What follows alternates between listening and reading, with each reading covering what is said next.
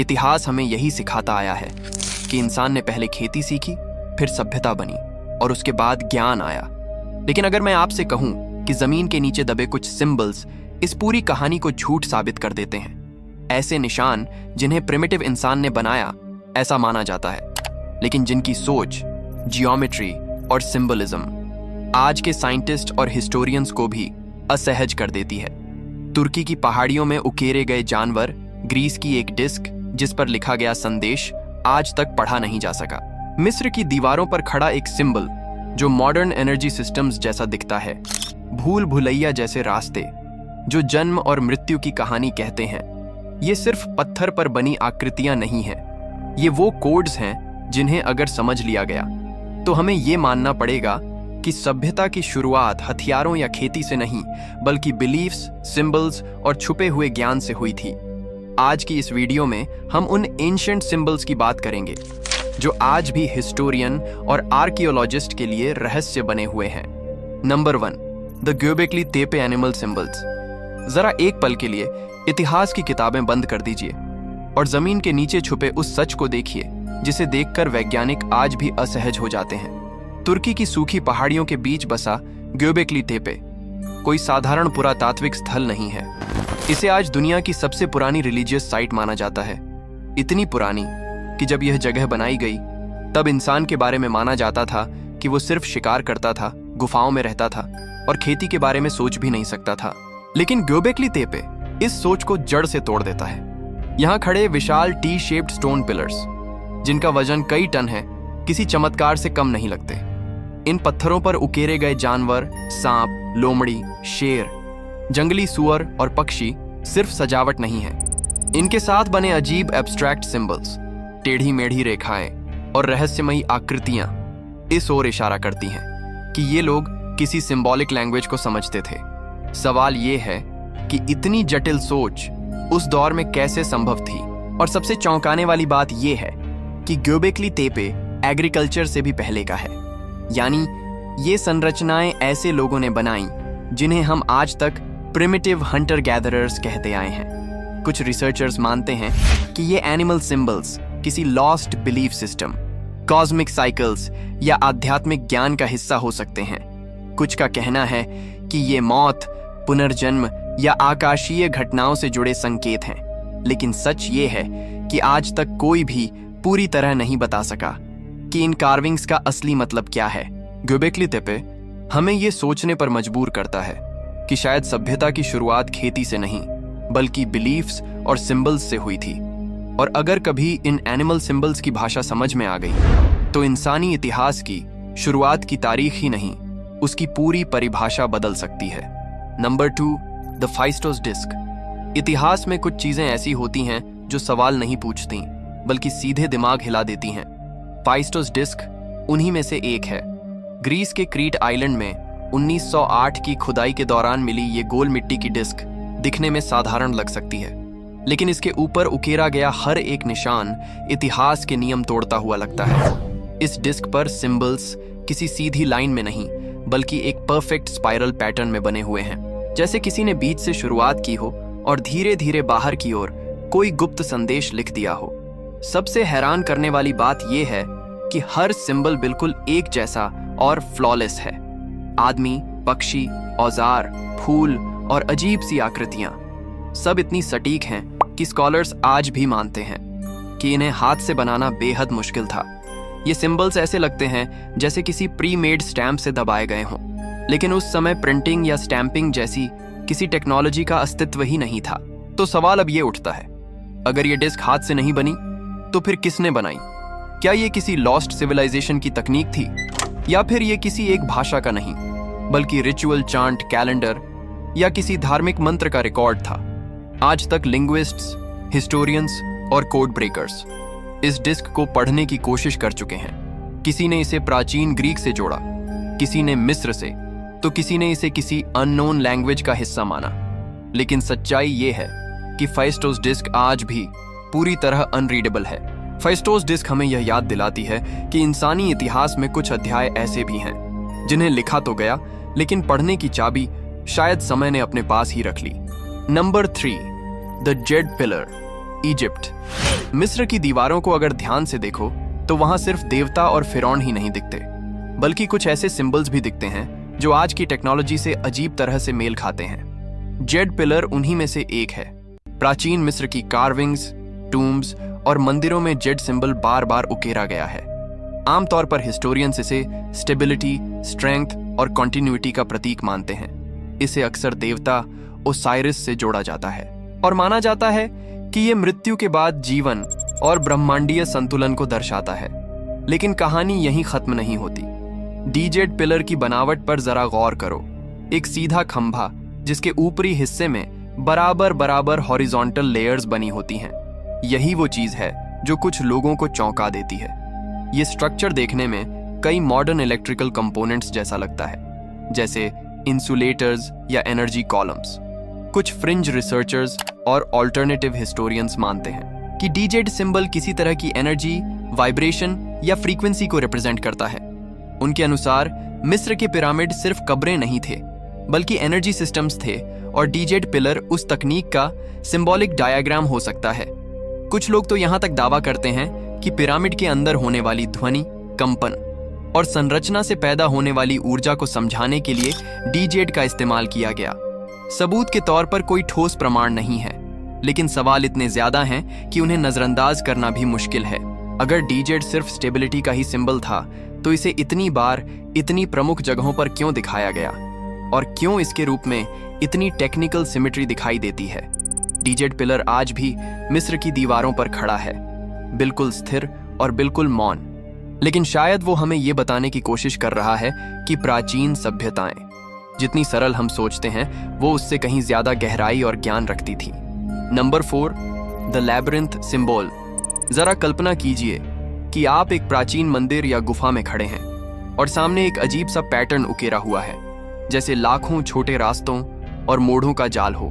पहली नजर में ये ऐसा लगता है बस एक मेज हो, लेकिन अगर आप इसे ध्यान से देखें तो यह इतिहास का सबसे रहस्यमयी और गहरा सिंबल लगता है। Labyrinth symbol. पुराने कार्विंग्स, पॉटरी और मैन्युस्क्रिप्ट्स में यह सिंबल बार बार दिखता है। स्कॉलर्स मानते हैं कि यह एक स्पिरिचुअल जर्नी का रिप्रेजेंटेशन था। एंट्री यानी प्रवेश केवल भौतिक दरवाजा नहीं, बल्कि जन्म का प्रतीक था। और एग्जिट यानी निकलना सिर्फ किसी रास्ते का अंत नहीं, बल्कि मृत्यु या आत्मा की मुक्ति का संकेत था।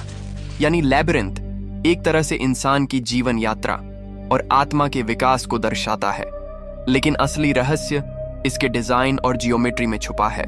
कुछ लैबिरिंथ्स ऐसे इंट्रिकेट पैटर्न्स में उकेरे गए हैं जिनमें मैथमेटिकल प्रिसिजन और सिमेट्री इतनी गहरी है कि आज भी उन्हें देखकर विशेषज्ञ दंग रह जाते हैं। कुछ रिसर्चर्स मानते हैं कि ये लैबिरिंथ्स केवल रिलीजियस या स्पिरिचुअल प्रतीक नहीं थे, बल्कि नॉलेज, एस्ट्रोनॉमी और एनर्जी फ्लो को भी दर्शाते थे। हर मोड़, हर घुमाव और हर स्पाइरल में कुछ छुपा संदेश हो सकता है जो केवल वही समझ सकता था जिसे उस समय के सीक्रेट नॉलेज का ज्ञान था। लैबिरिंथ सिंबल हमें यह एहसास दिलाता है कि इतिहास सिर्फ तारीखों और युद्धों तक सीमित नहीं है। कभी कभी वह हमें आध्यात्मिक और बौद्धिक यात्रा के रहस्यों की ओर भी ले जाता है, जिसे समझने के लिए सिर्फ आंखें नहीं, बल्कि दिमाग और आत्मा की भी जरूरत होती है। Number 5, the Indus valley script.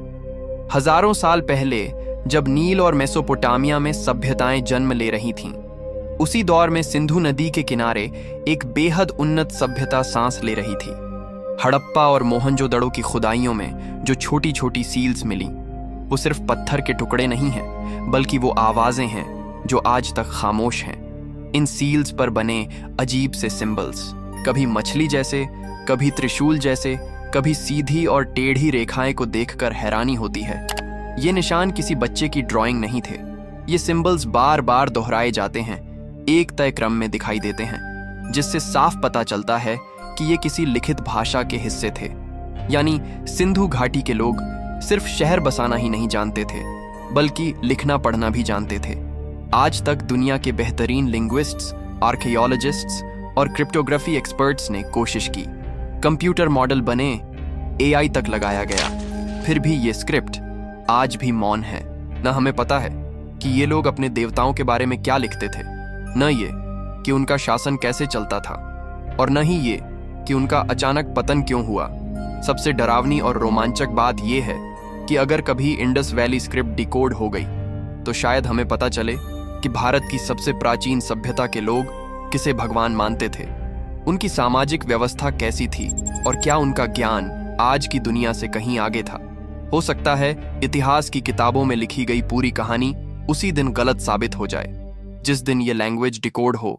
Number 6, the ziggurat star marks. जरा कल्पना कीजिए, हजारों साल पुरानी मेसोपोटामिया की जमीन और उसके बीच खड़ा एक विशाल जिगुरेट, ऊपर की ओर जाती सीढ़ियां और दीवारों पर उकेरे हुए अजीब से स्टार लाइक सिंबल्स। पहली नजर में ये निशान सिर्फ सजावट लगते हैं, लेकिन जैसे ही आप इन्हें ध्यान से देखते हैं कहानी बिल्कुल बदल जाती है। इन सिंबल्स की पोजीशनिंग किसी रैंडम आर्टिस्ट की कल्पना नहीं लगती। कई रिसर्चर्स का मानना है कि ये निशान प्लैनेट्स और स्टार्स की एक्चुअल पोजीशन से मेल खाते हैं। कुछ जिगुरेट्स पर बने स्टार पैटर्न्स को जब स्काई मैप्स से कंपेयर किया गया तो उनमें वीनस, मार्स और ओरायन कॉन्स्टेलेशन जैसी संरचनाओं की झलक दिखाई देती है। तो सवाल अब ये उठता है, क्या उस समय के लोग सिर्फ जमीन पर ही नहीं बल्कि आसमान को भी उतनी ही गहराई से समझते थे? और सबसे चौंकाने वाली बात यह है कि जिगुरेट्स अक्सर ऊंचाई पर बनाए जाते थे जहां से होराइजन बिल्कुल साफ दिखता था, ठीक उसी तरह जैसे आज मॉडर्न ऑब्जर्वेटोरीज को बनाया जाता है। यहां से सूरज के उगने और डूबने का समय, चांद की चाल और खास सेलेस्टियल इवेंट्स को आसानी से ऑब्जर्व किया जा सकता था। तो क्या जिगुरेट सिर्फ धार्मिक टेम्पल्स थे या फिर ये एंशिएंट ऑब्जर्वेटोरीज थे जहां देवताओं की पूजा के साथ साथ आसमान के रहस्यों को डिकोड किया जाता था? शायद इन स्टार मार्क्स के जरिए एंशिएंट सिविलाइजेशंस हमें ये बताना चाहती थी कि उनका ज्ञान हमारी सोच से कहीं ज्यादा एडवांस्ड था और शायद आज भी हम उस भाषा को पूरी तरह समझ नहीं पाए हैं। Number 7, Nazca lines. पेरू के सूखे रेगिस्तान में खड़े होकर जमीन को देखें तो आपको कुछ भी असामान्य नजर नहीं आएगा, बस रेत, पत्थर और खामोशी। लेकिन जैसे ही आप आसमान में उठते हैं जमीन अचानक एक कोडेड मैप में बदल जाती है। हजारों साल पहले बनाई गई नाज़का लाइंस इतनी विशाल और इतनी सटीक है कि उनका पूरा रूप सिर्फ हवा से ही समझ में आता है। सीधी रेखाएं, परफेक्ट ट्रायंगल्स, स्पाइरल्स और जियोमेट्रिकल पाथ्स, ऐसे शेप्स जिन्हें बिना एरियल व्यू के प्लान करना आज भी आसान नहीं है। अब सवाल ये उठता है, जब देखने वाला कोई नहीं था तो इन्हें बनाया ही क्यों गया? कुछ एक्सपर्ट्स मानते हैं कि ये लाइंस देवताओं के लिए बनाए गए संदेश थे, आसमान में रहने वाले गॉड्स जो ऊपर से इन्हें देख सकते थे। वहीं दूसरी थ्योरी कहती है कि ये एक तरह का एंशिएंट नेविगेशन या रिचुअल पाथवे सिस्टम था जहां खास समय पर लोग इन रेखाओं पर चलते हुए सेरेमोनीज करते थे। लेकिन सबसे अनसेटलिंग आइडिया ये है कि कई जियोमेट्रिक लाइंस का अलाइनमेंट सोलर और कॉस्मिक इवेंट्स से जुड़ा हुआ लगता है। कुछ रेखाएं सूरज के उगने और डूबने की डायरेक्शन दिखाती हैं, तो कुछ आसमान के खास पॉइंट्स की ओर इशारा करती हैं, जैसे कोई विशाल ग्राउंड लेवल कैलेंडर। तो आखिर नाज़का लाइंस क्या हैं? एक प्रेयर, एक मैप, या फिर ऐसा नॉलेज जो उस समय मौजूद था लेकिन आज हमारी समझ से बाहर है? शायद ये लाइंस हमें ये याद दिलाने के लिए बनाई गई थी कि इंसान ने जमीन पर खड़े होकर भी हमेशा आसमान से बात करने की कोशिश की है। Number 8, the sun disk symbol. सुबह का सूरज सिर्फ रोशनी नहीं लाता, वो समय लेकर आता है, ताकत लेकर आता है और शासन का अधिकार भी। हजारों साल पहले इजिप्ट, माया और इंका जैसी दूर दूर की सिविलाइजेशंस ने सूरज को सिर्फ एक देवता की तरह नहीं देखा बल्कि एक कोडेड सिंबल की तरह इस्तेमाल किया।